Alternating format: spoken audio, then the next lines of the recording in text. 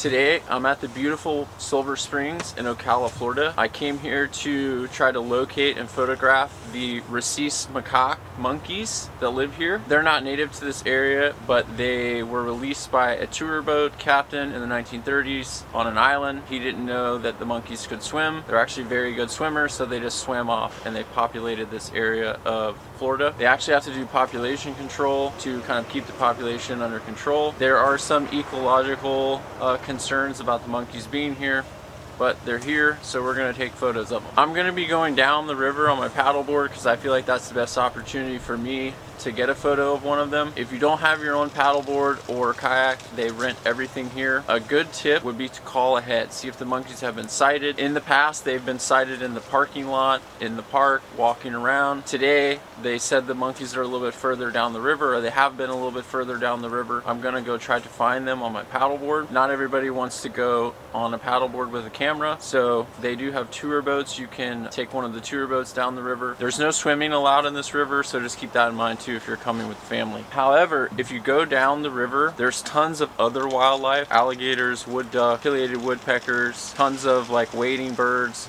So it's a great place to come for wildlife photography. And then also you can get a bonus prize of a monkey if you happen to see one. It's a little chilly this morning, so I thought I'd give you a little tour of the park before I head down the river. This is the main spring head where the water is coming out of the aquifer. If you don't know anything about springs, the water is typically 72 degrees year round. Very nice, crystal clear water. Behind me is the tour boat that you can go downriver on. It's actually a glass bottom boat, so that's pretty neat. You can see what's under the water without actually having to get in the water. This is a perfect example. Right there on that log behind me, there's a cormorant that you could easily take a photo of. I know it's not the most highly sought after species, but there's tons of other wildlife. I've already seen some ducks too that you could get from just walking around in the park.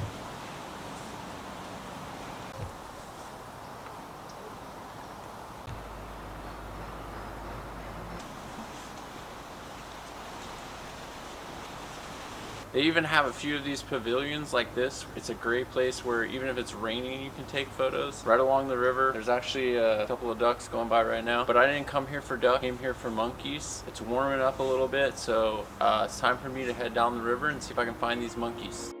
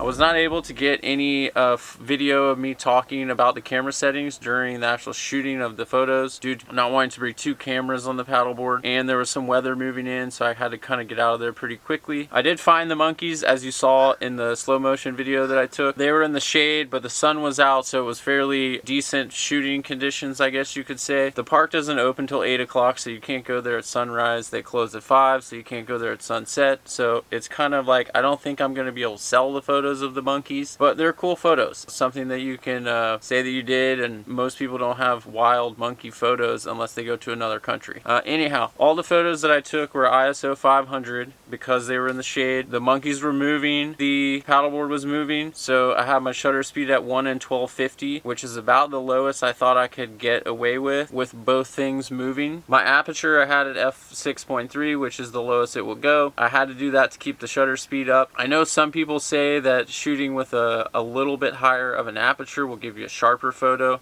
but in this situation, with no tripod, being on a moving object with moving subjects, I don't really think it was possible. This is the photo I think is the coolest. I like the way it looks. It kind of looks like a movie cover or something like but this is the one I'm going to edit for you guys, so check it out and we'll dive right into editing it. For those of you who don't know, this is the regular version of Lightroom. It's what I use to edit most of my photos. The only reason why I use Photoshop is to add text to the cover photos. The first thing I would do is crop this down a little bit. I like the stumps in it and the tree, but I don't really want all of that in the background. Go with something like this. I am going to take this little leaf off the monkey's head because I don't think it belongs there. If you like that sort of thing, you can leave it there. The only other thing we're going to do to the whole entire photo, we're going to use the denoise to take some of this noise out of it. I'm going to put it at like 40. I'm not really sure what this color denoise does. And they also have the AI denoise, which works really well. If the photo is extremely grainy, you can use that to try to save it. I feel like it kind of takes away from the art of taking photos if you use that too often, so I try to stay away from it. The only other thing we're going to do to this photo, separate the background from the monkey, because I like how dark the background is, but the monkey needs to be brightened up a little bit. So we'll try to see what happens with this, but this is way too close and it actually got onto the monkey here some. As in my previous videos, we're not going to use that, we're just going to use the brush. We're going to highlight this area of the background without getting onto the monkey, kind of like that. The thing we're going to do with that is we're going to increase the contrast a little bit. That looks good there, and we're going to darken the blacks just a little bit so that the monkey kind of stands out a little bit more from the background.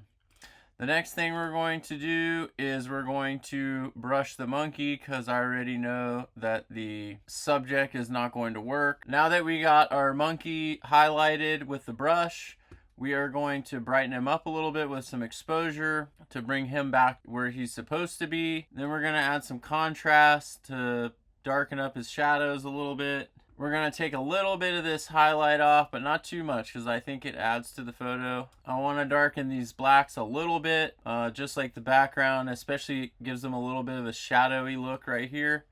And I like the way that looks. We're not going to mess with the colors on this photo because it's mostly dark brown. I'm not really sure what the colors would do, but I think it looks good the way it does. We're going to give the monkey some clarity to kind of make him look more sharp.